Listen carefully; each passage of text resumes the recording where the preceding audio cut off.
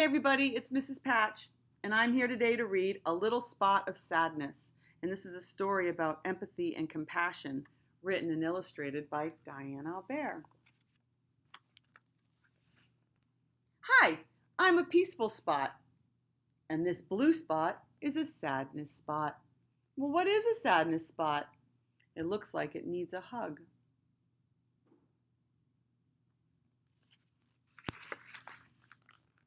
A sadness spot can show up when someone's feeling upset, disappointed, or if they've experienced a loss.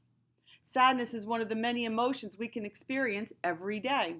Other emotions are anxiety and anger too. We all have these emotions inside of us, but we feel best when we're able to calm them down into a peaceful spot. So look at sadness, anger, and anxiety, calming those down into a peaceful spot. You'll see both small and large spots of sadness. Having your sadness spot around is okay, but when it stays too long or becomes too big, it doesn't make you feel very good. That's why I'm here to show you how to recognize when someone's sadness spot shows up and how to help them find their peaceful spot. I'll also show you how to manage your own sadness spot too. A sadness spot is unique because it's one of the few emotions that other people can help you with. That's why I want to show you how to spot it. Crying is one of the ways a sadness spot releases energy, which can help you feel better. It can also help you when a person is feeling down so you can go and help them find their peaceful spot.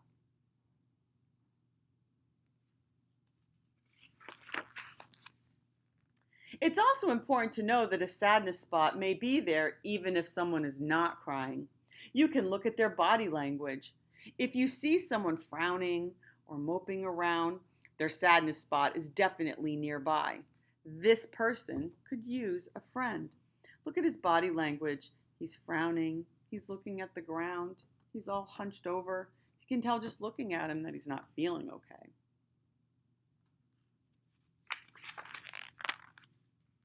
Loneliness can cause your sadness spot to get bigger too. If you see someone who could use a friend, ask them if they are okay and be there to listen. If you have experienced what they are going through, let them know how they are not alone and that you are there for them. You're calming their sadness spot with empathy. Remember, putting yourself in somebody else's shoes and trying to understand how they feel, and then maybe walking over and saying, "Can I help you? Can I be your friend? Would you like to play with me today?" Showing empathy. It can be common to see an anxiety spot with sadness too. When a new kid arrives to class, they may be worried and sad at the same time. You can help them feel more welcome by saying hello and introducing them to your friend. You're calming their sadness spot with compassion. So look at this. New student, "I miss my friends. What if I don't fit in? Hey, hello there. You can come hang with me." So he's got his anxiety spot, he's worried, and he's also sad, wondering if he's going to have any friends and know where to go. And you walking over and just saying hi can totally make them feel better.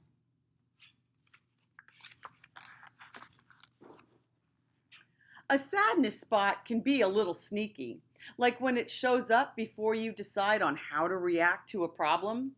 Sometimes it takes the help of others to see how it's only a tiny problem that can be easily fixed. You're calming their sadness spot with teamwork. She's all upset crying. "I can't find my unicorn." "Can I help you find it? Is this it?" Look, there's the unicorn. So she starts crying and getting all upset because at first she doesn't know what to do. She's overwhelmed. And then she realizes, wait a minute, how big is this problem? And she has a friend who helps her fix it. And then her sadness spot gets smaller. You might also see a sadness spot appear when someone has lost a pet, a friend, or a family member. Being there to give them a hug and talk about the happy times they shared with that person or pet can help them feel love that will always be in their heart. You are calming their sadness spot with love. So if you see somebody who's sad because they're missing somebody, going over and giving a hug, asking how they're doing, maybe asking them to share a fun story will help them make their sadness spot get smaller. Sometimes you might see a sadness spot show up when somebody misses a loved one who's far away. Having a friend to have fun with can really help. You're calming their sadness spot with friendship. So look, she's missing somebody in the picture. Well, this is fun. Why don't you try? He's blowing bubbles. And I've heard that from some kids that are missing friends at school that they don't get to see all the time. What can you do to help a friend who's feeling sad about missing somebody else? How can you help their sadness spot? There are ways to calm your sadness spot too. Some days you just feel sad and you aren't really sure why.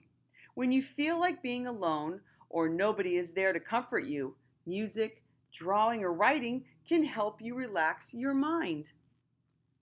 You're calming your sadness spot with creativity. So maybe finding something to do that helps you feel better. Sometimes taking a hot shower, a warm bath, going for a walk, right? Playing with your pets. What can you do to help your sadness spot feel better? If your sadness spot won't go away, I have a trick you can try. Look at your hand. Now imagine one blue spot and one green spot on your palm, just like this. One blue spot and one green spot on your palm.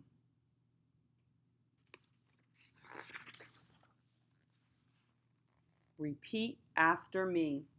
Circle the spots in the middle of your palm. Count the swirls down to calm. Around and around twice more. 1, then 2, then 3, then 4. Each time you trace around the spots, take a deep breath to calm your thoughts.